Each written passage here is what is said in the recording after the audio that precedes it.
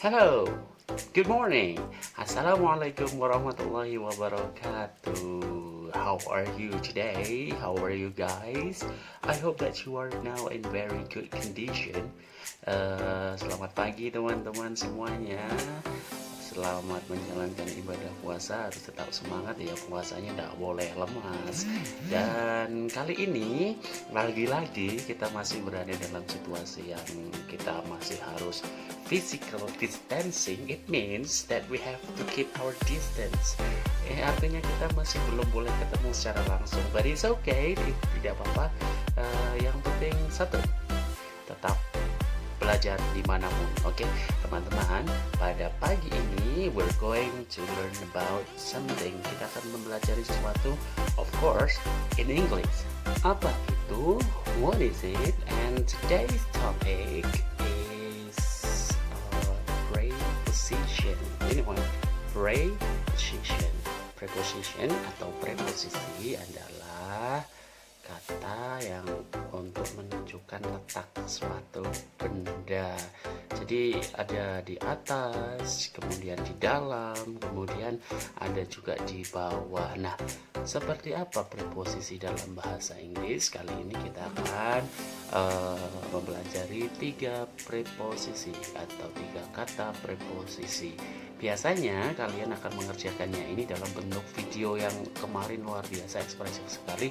But today, hari ini, it's time to a little bit thinking. Kita akan berpikir sedikit.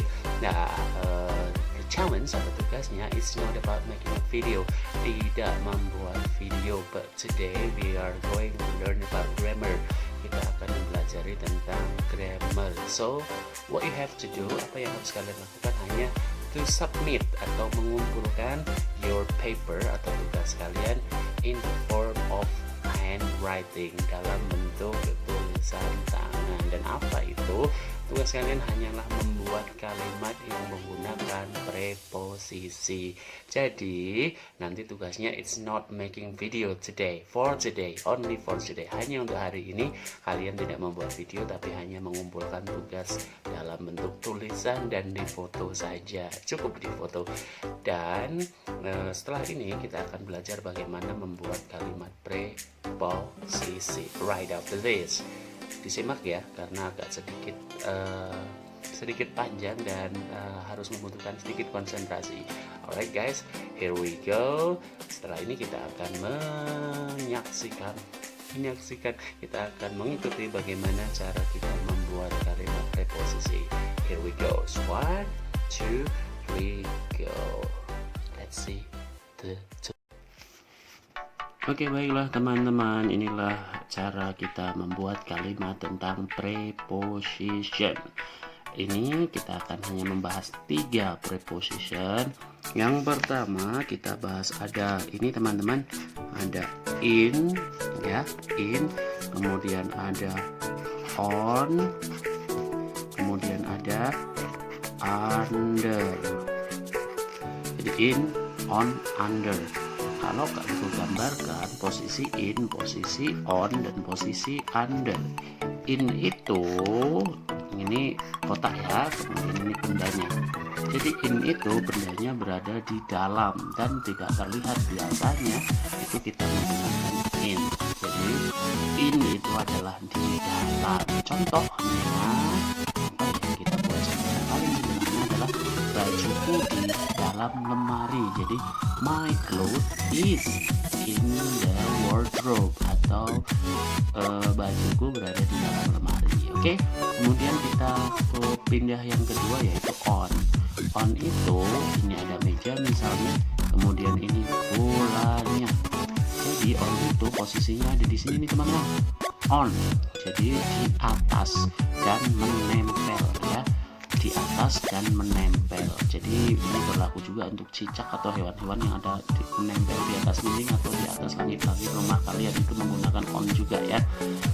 On itu sekali lagi bendanya di atas dan menempel. Kemudian under, ini sekali lagi ini meja. Under ini, nah di sini under ini ada di bawah. Dan biasanya kalau under itu bendanya terlihat. Contoh ada kucing di bawah meja, berarti kalian bilangnya the cat is is under the table. Jadi kucing itu berada di dalam, kucing itu berada di bawah meja. Oke, kita ulang sekali lagi. Kita membuat 3 preposisi. Hari ini ada in, artinya di dalam, on artinya di atas tapi menempel, kemudian under itu di bawah dan biasanya terlihat. Nah, sekarang bagaimana cara kita membuat kalimat yang menggunakan preposisi tersebut? Oke, next page. Cara membuat kalimatnya adalah yang pertama kita tuliskan dulu subjeknya. Subjek itu bisa orang, bisa benda. Nah, kali ini kita menggunakan preposisi yang pertama, yaitu in. In-nya kita akan membuat kalimat dengan menggunakan in. Jadi yang pertama kalian tulis adalah subjeknya. Subjek itu bisa benda atau orang. Subjeknya misalnya apa tadi ya, bajuku kan. Jadi baju itu bahasa Inggrisnya adalah clothes. Jadi diawali dengan kata the clothes. Oke, the clothes ya, the clothes. Jadi baju itu, kemudian ditambah preposisi, aku singkat dengan P, ditambah preposisinya in. Jadi harus ada to be-nya, yaitu is ya. Sorry, karena ini bendanya banyak, menggunakan are. Oke, sebelum itu kita kesan dulu. Kalau bendanya tunggal atau satu, to be-nya menggunakan is ya. Kalau bendanya banyak maka menggunakan are. Ingat, kalau bendanya satu menggunakan is, kalau bendanya banyak menggunakan are. Oke, kita kembali lagi ke sini. Setelah kita menambahkan are, kita tambahkan preposisinya in, kemudian kita tambah the lagi. Jadi the clothes are in the, artinya baju itu di dalam lemari. Lemari itu bahasa Inggrisnya ini juga boleh closets ya, ini untuk di British English closet. Jadi lemari itu closet. Nah, tambah objek. Jadi membuat kalimat preposisi adalah bendanya dulu atau subjeknya, kemudian preposisinya, kemudian objeknya ya. Jadi benda, preposisi, kemudian objek. Kita coba menggunakan yang kedua, yaitu on. Buat yang sama. Pertama subjek kan, misalnya aku bilang buku, the book. Karena ada s-nya berarti ini cuma satu ya, berarti menggunakan is. The book is di atas, on meja, the table. Nah begitu ya, subjek, posisi, dan bendanya. 1, 2, 3. Subjek, preposisi, dan objeknya. Jadi is dan are itu mengikuti bendanya. Kalau banyak ya are, kalau sedikit ataupun hanya satu atau tunggal menggunakan is, kemudian diikuti preposisinya. Kemudian coba kita membuat lagi, perhatikan ini contoh yang terakhir, yaitu under. Under itu artinya di bawah. Aku akan menggunakan kata kucing. Kucing itu bahasa Inggrisnya adalah cat. Jadi the cat, kucing itu ditambah preposisinya menggunakan under is ya, karena nggak ada s-nya ya, maka menggunakan is. The cat is under meja lagi, the table ya, subjek, preposisi, kemudian objeknya ya. Jadi membuatnya seperti ini ya. Nanti kalau kalian belum paham bisa diulang-ulang lagi. Nah, tugasnya hanya membuat kalimat ini. Buatlah 7 kalimat tentang preposisi, 7 kalimat tentang preposisi. Nah, untuk kalimatnya seperti apa, subjeknya seperti apa, nah ini kosakatanya apa, silahkan kalian cari sendiri, bebas, boleh menggunakan Google Translate dan sebagainya, bebas. Yang Kak Gendo mau lihat adalah pola kalimatnya. Ingat, pola kalimatnya adalah subjeknya dulu atau bendanya dulu, kemudian preposisinya seperti dengan diawali dengan itu banyak sedikitnya, kalau banyak are, kalau cuma satu is, kemudian diikuti dengan objeknya atau bendanya ya. Jadi ada dua benda di sini ya. Oke. Nah, itulah tugas pada hari ini. Nanti kalian kumpulkan atau kalian foto dulu hasil kalimatnya, kemudian kalian kirimkan ke kakak-kakak kelas 4 itu ya teman-teman ya. Terima kasih sudah mengikuti bagaimana cara kita membuat kalimat preposisi. Oke, thank you very much. Nah, itu tadi tugasnya atau sorry. Nah, itu tadi caranya kita untuk membuat kalimat preposisi ya. Ada 3 preposisi, cukup 3 saja yang harus kalian pelajari hari ini. Ada on. On itu digunakan untuk menunjukkan sebuah benda yang di atas tapi menempel, tepat menempel. Kalau tidak menempel, for your information, untuk informasi tambahan saja, kalau tidak menempel seperti ini, itu namanya above ya, above itu tidak menempel. Tapi kalau on itu menempel, jadi di atas. Jadi kalau ada cicak, karena dia menempel, bukan above tapi on. Oke.